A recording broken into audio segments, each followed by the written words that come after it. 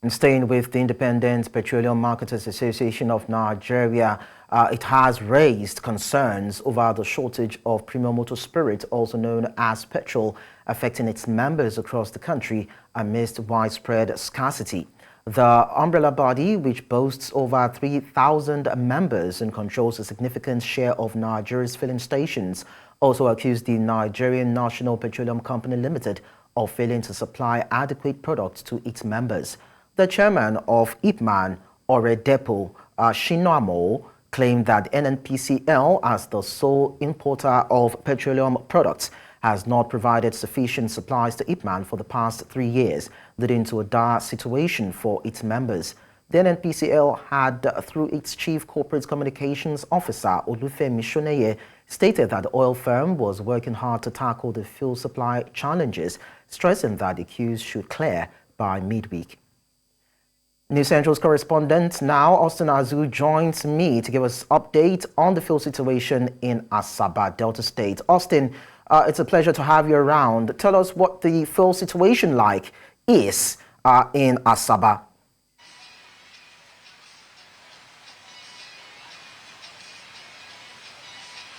Good afternoon. First and foremost, the fare scarcity across the country. It's almost the same thing here in Asaba, the state capital. Obviously, we have more queue at the NNPC mega filling station here in Asaba, and other places as well. You have few places where you have some little, queue, particularly from the expressway angle, where you have a lot of transporters who are coming in and out of the state. So obviously they would like to stop over to get fare at those filling stations. But the prices are not the same. However, when the mega filling station of the NNPCL seems to be selling at 591 naira, other marketers are selling at 900 naira, 875, 850 thereabout. So it's really not the same prices across the places we went to. But one thing that is trending here in Asaba, recently we saw the latest development after the protest of the 10 days bad governance.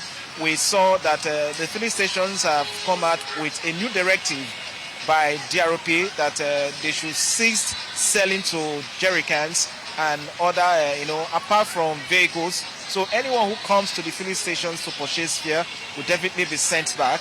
So we spoke to a cross-section of people who expressed displeasure over this development here in Asaba. But meanwhile, some other persons are attributing it to the racketeering process involved in the business by those filling stations to black marketers who obviously probably they said that what the filling stations are doing, that in the evening or in the night thereabout, they open the gate for black marketers to come in with their jerrycans to buy. But meanwhile, those who are doing small-scale businesses, probably those who are saloons, those who are doing normal, small-scale business that requires power for them, require fare to go and put in their generator, however, being deprived. So most of them will just be sitting down because obviously the power is not there for them to power up their system. So Austin, I'd like to on everyone here. Yeah, Austin, I'd like to find out from the few places that you visited, did you actually see many of the black marketers, selling to commuters or drivers as at the time you were roving?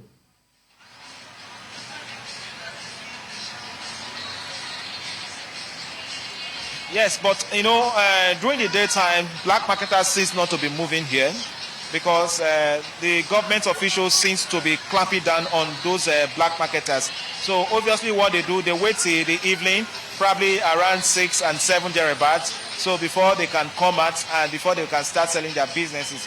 Of course, as from 7 p.m. to thereabout, no government task force will be on the road anymore. So obviously they might have ended their business for the day and they will definitely retire to their various homes.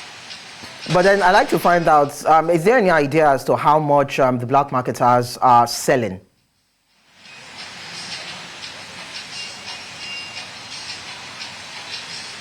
Yeah, from information we gathered, the black marketers, their prices still varies, but they sell above 1,000 to 1,005 per liter. But meanwhile, they will get it from the filling station at the rate of 900, 850 thereabout, or probably some of them because of there's what they call here matching of grant. So once they come to the filling station, they will go to the pump attendant, probably meet with the managers. They will go and submit their own percentage to them, so that they'll be able to sell to them quickly before they will leave. So they'll add all those things put together. So they will go back to their business places and they will start selling at the rate of 1,215, depends on the location. So this will probably mean that these filling stations are actually holding this commodity, despite the fact that there's a rule out that they should not do that. But then I'd like to just confirm from you as regards what are the people also saying in terms of this, the fact that they are being in a way forced to have to buy from black marketers when they cannot access that from the filling stations.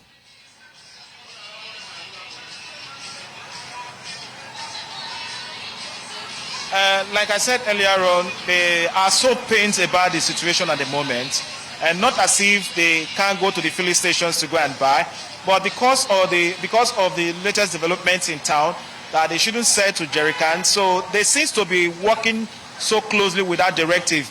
But the questions other people are asking, which we ourselves are still asking.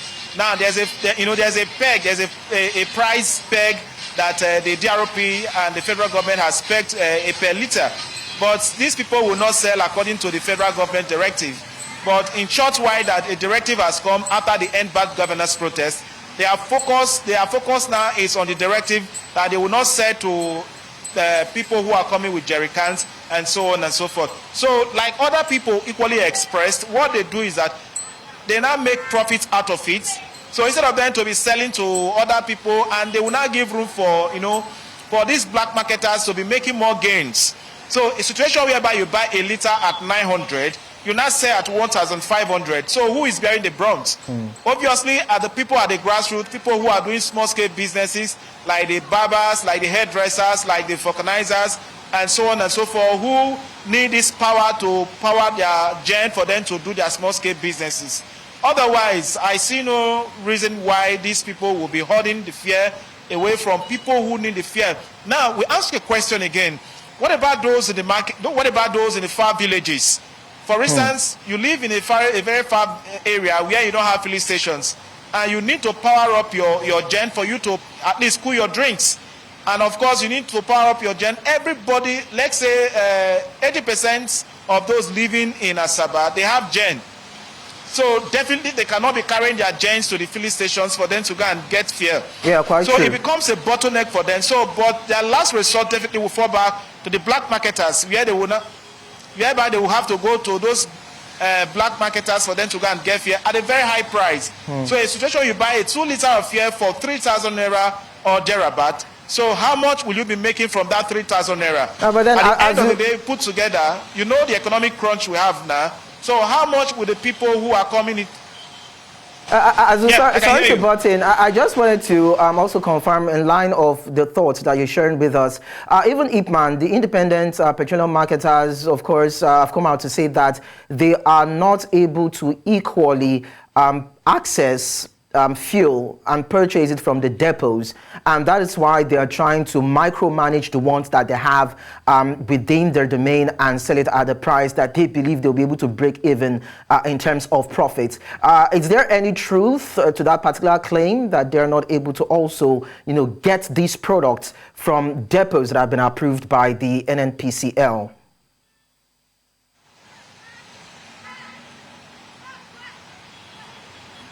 Well, it's funny to me because most of these filling stations who are selling fuel now, I don't know where they are getting their own fuel, but it seems there is a particular source where the fuel is coming to this country. So I think the security agencies should go into that and unravel that situation.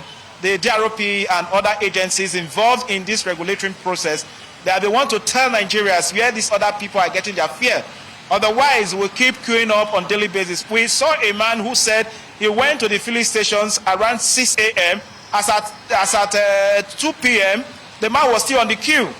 So imagine if that man have other things to attend to, or other people likewise who are the same queue, probably going to Lagos, and you are still in Asaba around 2 o'clock. So obviously, it's going to take you all through the day. And our roads are not too good. So obviously, one begin to pray for safety on the road, because as time goes by, around 6 and 7 thereabout, we begin to hear funny stories on the road. So it's high time governments and those agencies involved in regulating the petroleum sector come into it, because everyone needs this product to move about, to go about his duty, and to ensure he's able to bring food on the table for the children and the family. Of course. Austin Azu, thank you so much. Well, the NNPCL has come out to say that the challenges or the bottlenecks around fuel supply will be resolved by tomorrow. So we have to wait till tomorrow to see if these queues would ease and that people will be able to have access to this particular commodity. Thank you so much for sharing your thoughts and the updates with us.